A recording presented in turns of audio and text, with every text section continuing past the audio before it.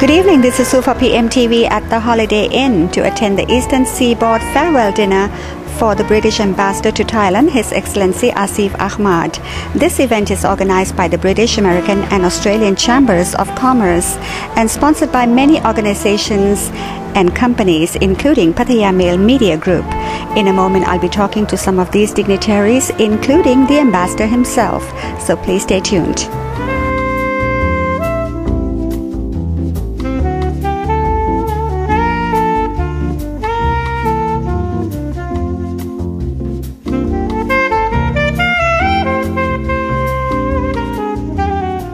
I'm sitting now with Simon Landy, the chairman of the British Chamber of Commerce, Thailand. Hello. Hello.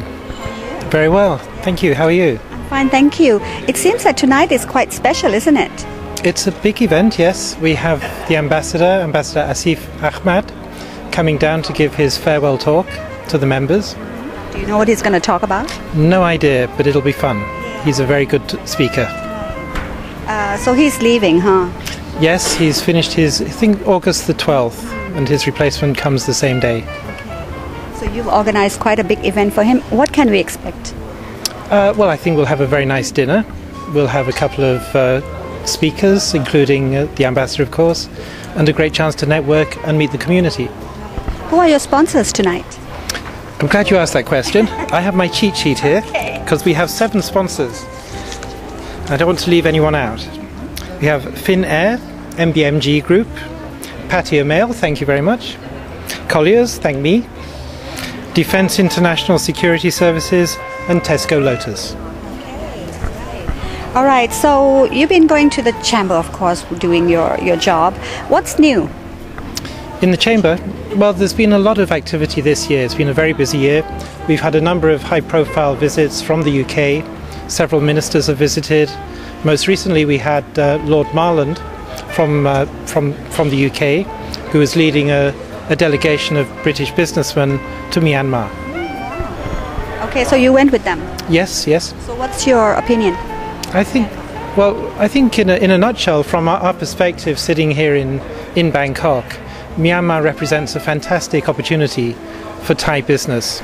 And that means businesses in Thailand, whether British, Thai or other nationalities.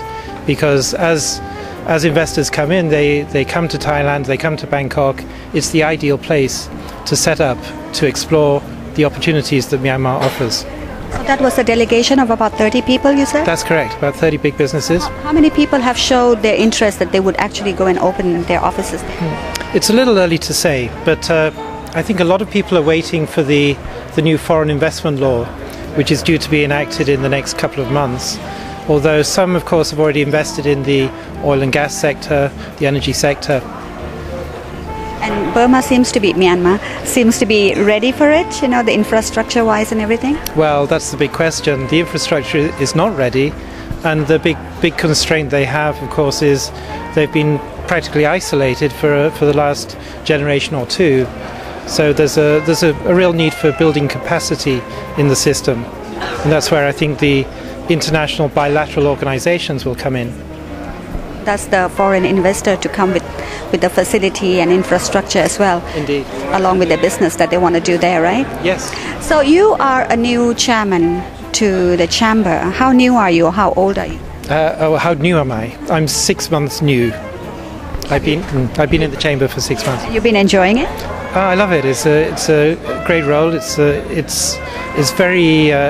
There's a lot to do, and I think the British community, the membership is quite large. We have over 500 members, and over 80% of our members are SMEs, and so their needs may not be the same as some of the big multinational companies.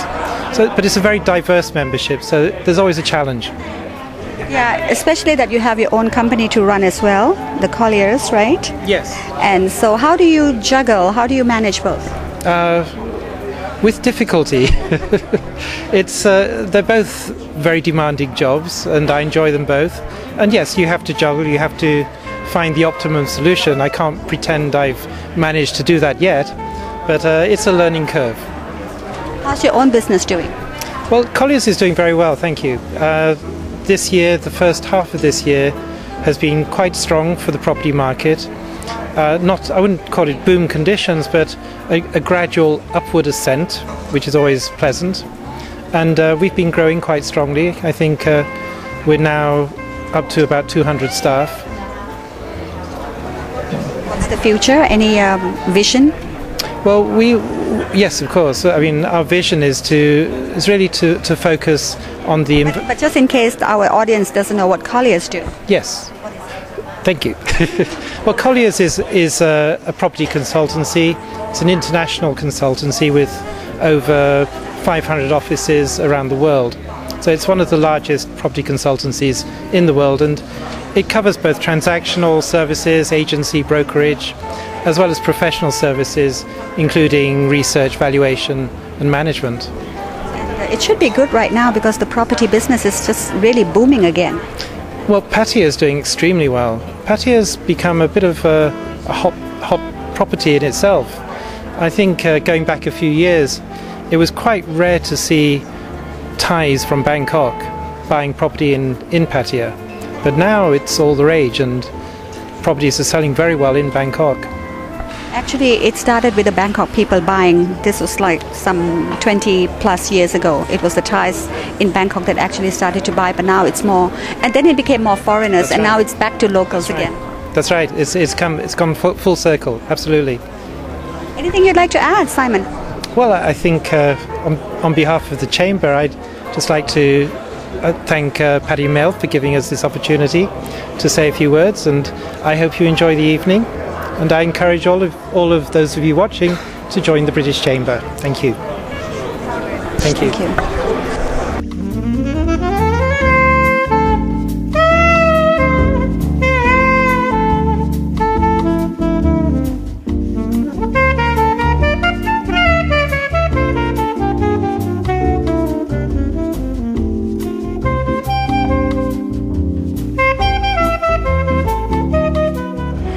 The great honor to be standing now here with the UK Ambassador to Thailand, His Excellency Asif Ahmed. Hello, sir. Hello, it's good to see you again. Good to see you again. But it's so sad that you're leaving. Well, you know, I've done 8 years of Thailand, one way or another, 6 of them from the UK and then 2 great years here. So maybe I should give somebody else a chance of enjoying the beauty of the country. But you've been here barely 2 years in your post here. Is it normal for 2 years, or is it that you decided to go? No. Normally, somebody would serve 3 to 4 years here, and ideally 4, because we invest in language training and the like. The situation in my case was that the previous ambassador left halfway through his posting and left a gap. And before he'd chosen to leave, we'd already appointed somebody to take over in the normal period. So Mark Kent, who takes over from me, was actually appointed to Thailand before I was. But when the gap appeared, the Foreign Secretary asked me when I was lying on a beach in Bali, would I like to go to Thailand? So I came back home, packed my bags, 8 days notice, and have had 2 very interesting and challenging years here. You left Bali for here? Well, Bali on holiday for here. I was the regional director for Southeast Asia and Australasia before I came here. So I've had a reasonable amount of dealings with Thailand. I also came here in May of 2010 to help run the embassy for a period during the protests. So there's a little bit of, if you like, experience there that I could draw on. That's an experience you don't get every day. And certainly don't want it again. Okay, so you're leaving Thailand. Do you feel that you're leaving something behind, unfinished business? No, because you know it's a little bit self-flattering for ambassadors to identify periods of a country's history through their own term. We are immaterial. The country's life goes on. People who live and work here, Britons who invest here, that's the real sort of issue, not whether I'm here for a period and what I've done. I hope I've achieved something in my time here on the business side, on the welfare of our citizens, and really sort of delivering on the government's priorities, which is recovering our economic prosperity. I go back from here to the UK to learn a foreign language for 12 months, and then I'm back out in Asia, not a country not far from here, which I can't name yet, for 4 years hopefully. So in a way I'm not really going to be saying goodbye. What would you say would be an initiative that you have done here that you find it to be most successful? Well, there are many I could recall. I mean, the first one is that last year the single biggest investment in the UK from anywhere in the world was from Thailand. Sahaviriya Steel invested in the Teesside Redcar steel plant. That deal by itself will save 1,500 jobs and will mean that the UK will export £1 billion worth of steel into Thailand each year. That will wipe out the trade deficit we have. So our total trade from $5 billion a year will go up to $6 billion a year. Now that is massive. Then you look at other things. You look at the way in which our own embassy is growing. When I came here, we had 120 staff. By the time I leave, we'll have 150. That's because we're investing people in many areas on immigration, on Home Office's fight against crime, on international security issues, and as well as Thai politics and regional politics. And then lastly, also in some of our consular activities. So basically, in a situation where we're having to make cuts in our network in other parts of the world, in Europe in particular, in Thailand, we're actually expanding, which is a real sign of where we think Britain's future lies. These are something you can be proud of. What about the frustrations? Have you had any about, for example, things that you wanted to do your way and make it work, but it doesn't for some reason? No, but our job is to overcome frustration, because personally you can be as frustrated as you like, but that's neither here nor there. You've got to be resilient and look at things. Some things take a long time. What you've got to do is just work away at your contacts, and I've really spent a lot of time here dealing with members of the royal family, the military, the Privy Council, the opposition politicians, and indeed the government. The fact that as I leave I can invite the entire top team of Abbasid's last cabinet to my house for lunch the other day, and next week I'm going to have 11 of the government's ministers and former ministers there. It shows that we have these working links, and I can pass those on. Yesterday I had an encounter in our house with Thailand's most wealthy business person, and he's looking at substantial investments in the UK, I hope. Now, for me, it would be very frustrating to say, well, why couldn't these deals come to fruition right now? Because when I sent my last message back to London about the opportunities here, I said we've got £5 billion worth of business we could be dealing with now.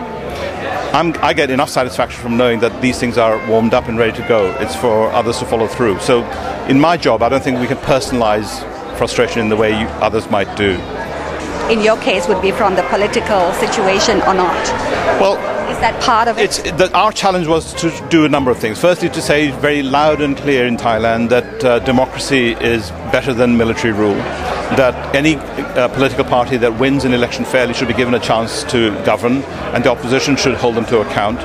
We also think that big issues in Thailand need to be addressed, whether it's the energy shortages that are looming, labour issues, issues of discriminating sometimes against foreign businesses. Now, these are things that we want to work at. And the trouble is that if you've got day-to-day politicking getting in the way, then it's very difficult for a government to take these things seriously. And it's in Thailand's interest as much as ours to make sure that these things are addressed. Some of them really are important to British citizens. I mean, for example, if you're a business here, you can only lease a commercial property for 30 years. In my opinion, that's way too short. It needs to be 99 years in my view, and maybe I think the government is about to give way and give us something like 60. There are issues about work permits. The fact that somebody who's been working here for years in bona fide businesses has to go every year and get their work permit renewed. We had the ridiculous situation until very recently where English language teachers for reputable organizations were having to do visa runs.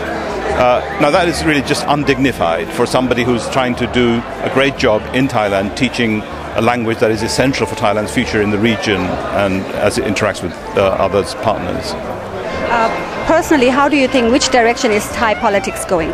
Well, if I really understood Thai politics, I'd be a very rich man. I think what is good is that both sides or all sides have tried extreme measures and they haven't worked. So hopefully they'll see sense and revert to what I call as normal politics. Win an election on the basis of what you promised to the people. Be accountable for what you promised to the people. And then if you haven't delivered, then the people should vote them out. As an ambassador, you have concerns for your own people, your citizens in Yes. Thailand. And not so long ago, you gave an interview about your frustrations about the flooding, how the government handled the flooding situation last year. Yes. So how do you feel now about it? Because some people said that no, an ambassador shouldn't be talking like that, while others actually praised you for being brave and honest and all that. How do you see it? Yeah. Typically, when you give a newspaper interview, the headline says something different to what the text actually says. What I actually said was that any government, whether it was the UK or Thai, would have struggled to deal with a crisis of that magnitude. The people of Thailand were extremely resilient, and I take my hat off to them, the way they reacted and how they recovered. They did the same in the tsunami. What I said was frustrating was that donor countries like the UK, Canada, the United States, we can trigger a huge amount of resource, physical as well as cash, to assist any country that's in difficulty, but we need that country to make an official request. Japan did it after Fukushima, Australia did it with their floods, China after the earthquakes. This is not some sort of national pride issue. Because if you don't, what happens is that good and well-meaning people and governments turn up with all sorts of stuff at different airports. It's either it's the wrong stuff or you haven't cleared how you're going to get in through customs, whether it's really truly needed or not. Now, if it's coordinated, then you actually do a better job. So the frustration is actually that we could have done more than what we did. But we did provide medical expertise to make sure the disease were under control. My Dutch friends provided them with water experts on flooding. So I think those are really important. So no, it's not. I wouldn't say it was that. I think where I do have a sense that people sort of read the press and wonder what I'm up to, particularly when it's to do with British citizens, I'm very clear about what the British government and the ordinary taxpayer can do for a British citizen who gets into some difficulty and what we can't. And it may not be popular, but we can't get somebody better medical treatment than they would otherwise get if they weren't insured. We can't get them out of jail. We can't change the outcome of a court case, however important that might be. Yes, we can help with crises and on information. We can deal with emergency passports if they get into trouble. And then when they're victims of crime and some very serious crimes, we pursue them right to the end. But I think many of our citizens find that maybe we're sort of sitting around doing nothing other than gin and tonic and that sort of cocktail world. Well, I can tell you, I can't speak for other ambassadors in Thailand. I have never been to an event where the connection with the UK was not clear. I'm not in for freebies and dinners for the sake of it. I'm working for That's how I read it anyway in the interview. I didn't read it in a negative way at all, so that was fine.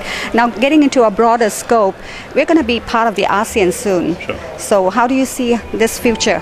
It's a great opportunity for Thailand. It's also a great danger for Thailand. If it really deals with it well, which is to sort out the way in which foreign businesses are treated, treat the Burmese workers here much better than they do, otherwise they'll go back and work in their country, which is getting more prosperous. It can look at things that they're good at, and it's a very diverse and well-balanced economy. So I think there's a huge chance for Thailand. But English language is vital for Thailand. They're slightly behind the curve on this, because the language of ASEAN officially is English. The British Council is also helping with language teaching, and we're about to, on Monday, we'll have the first wave of students who are going to come and try and spend a bit of their holiday time with some financial assistance from the Thai government, but they're paying their own airfares to teach English face-to-face as language assistants alongside a Thai teacher. And if that program grows, I think it will be our contribution too. Okay. Now, who's your successor? My successor is Mark Kent, a good friend of mine. He was formerly ambassador to Vietnam. He spent the last 20 months learning to read and write Thai, and he's impressive because I test him. Every now and then I see an article in Thai and I say, what does this say? And he tells me what it does, and I check it with my other staff and say, does this make sense? And actually it's amazing. He's really picked up the language very well.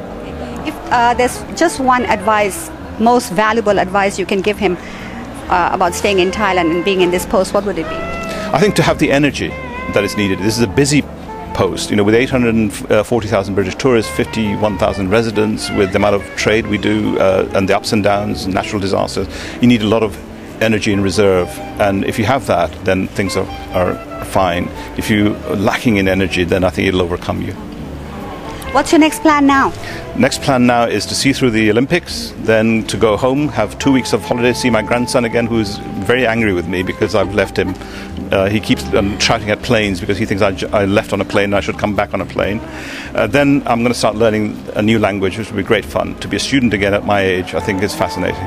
You should always learn a new language, no matter how old we are. I think that trains the brain every now and then. Absolutely. It's a pity that I didn't have a chance to learn Thai in the 8 days notice that I was given. All right, thank you very much. I don't want to keep you because people are waiting for you, for your speech and all the fun that we're going to have, All right, thank you so much, and I wish you all the best. Very kind of you. Thank you.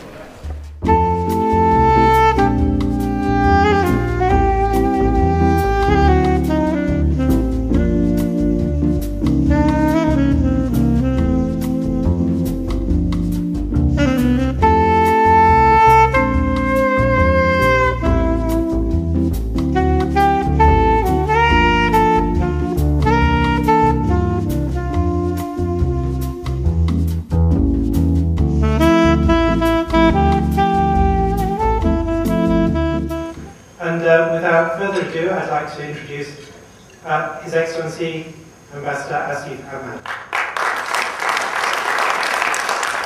Ladies and gentlemen, I'm truly flattered that you've invited me back to Pattaya, even more so because you've had to pay real money to be here. And I know that 900 baht can buy you a lot more enjoyment in Pattaya than I can give you. Now, working abroad is quite a dangerous pastime. It can often be misunderstood because, things get lost in translation. But, things can go wrong in Britain too. You know that I've been here quite a few times myself to look at the work of our consulate. And the last time I came here was to open the office after we'd recruited a new vice consul and consular assistant. But because of staff changes in Pattaya, we're going to have to reduce the number of days. We're going to be open to 3 days now until we sort out a future. But colleagues from Bangkok will come and run the consulate, so hopefully there'll be not too much of a deterioration in our services.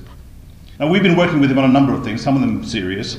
For example, helping teachers identify potential victims of paedophiles, and we're working with the police here to catch these vile perpetrators. I have zero tolerance when it comes to this issue.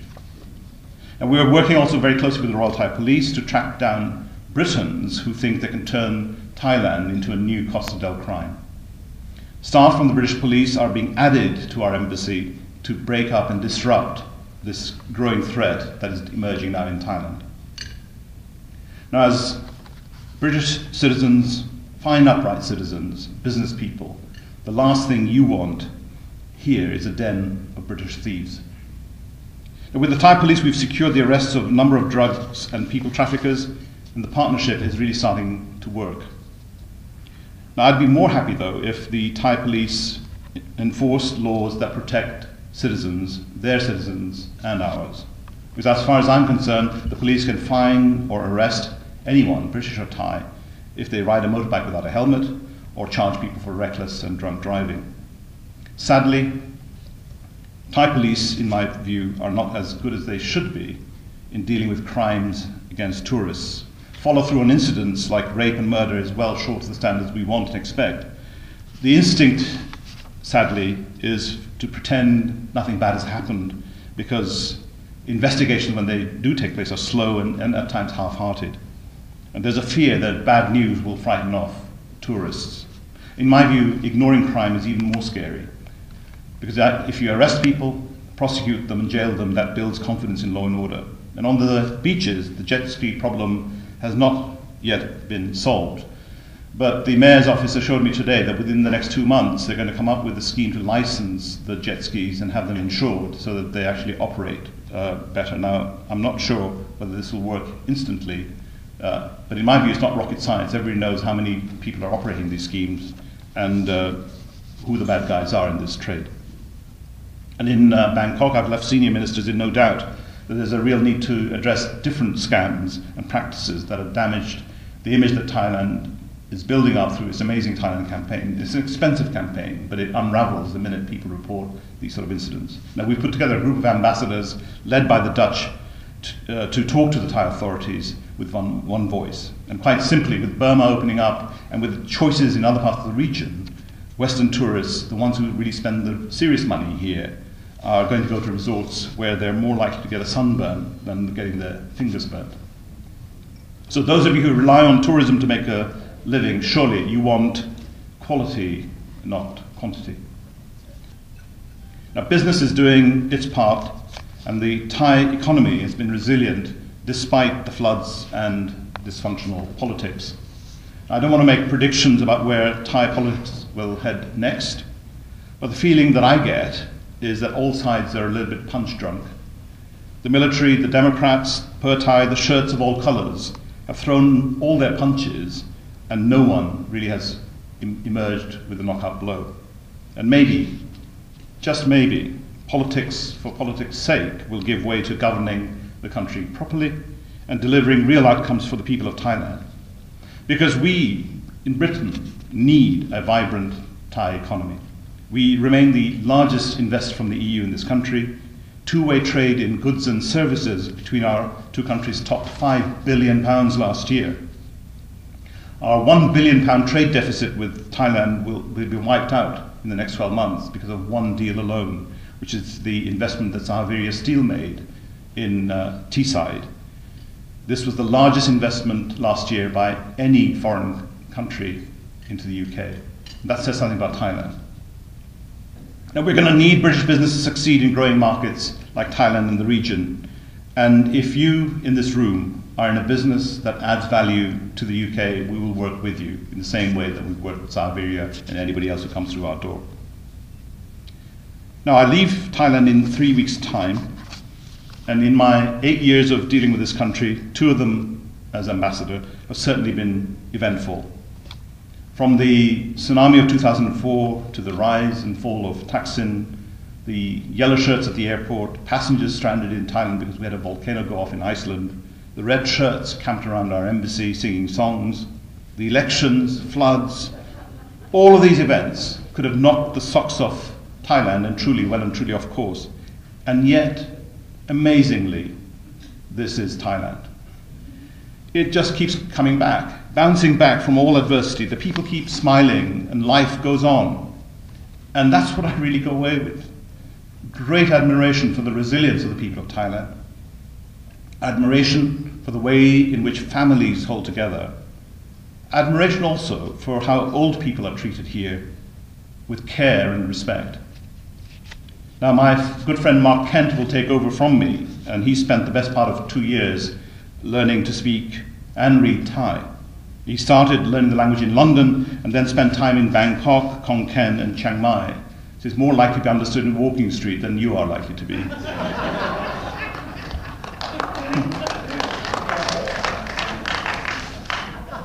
He was ambassador to Vietnam before coming here. So he knows the region reasonably well, and I hope that you will be as generous to him as you have been to me. Well, as for me, what am I going to do? Well, when I finish here, I'm not coming back to Thailand to sell beer. Nor will I have time to pick up golf and pick my favorite caddy for the day in all the splendid courses that you have around the country. I can't see for myself coming back and cadging free meals and hotel stays off friends. Tropical Bert, you're safe. I'm not setting up Ahmed's tea shop next to your place.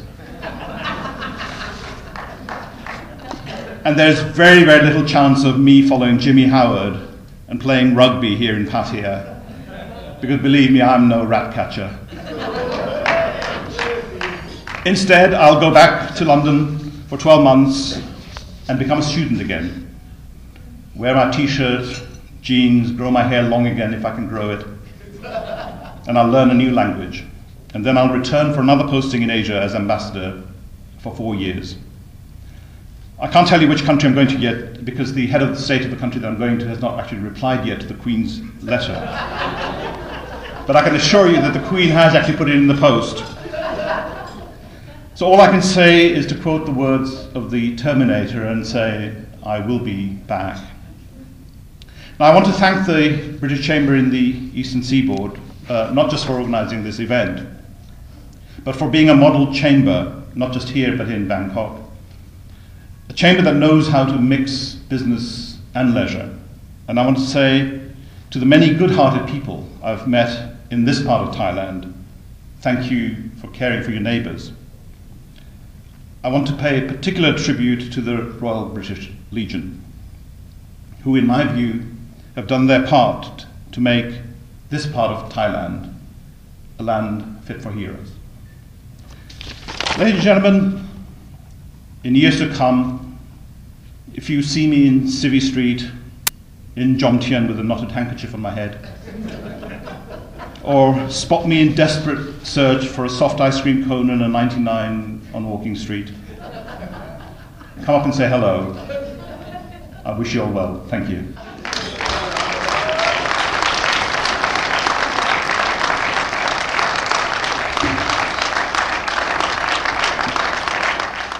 Before we go on, I'd just like to do a bit of admin and say thank you to our sponsors, Finnair, Defence International Security Services, Colliers, the Pattaya Mail, Tesco Lotus and that wonderful company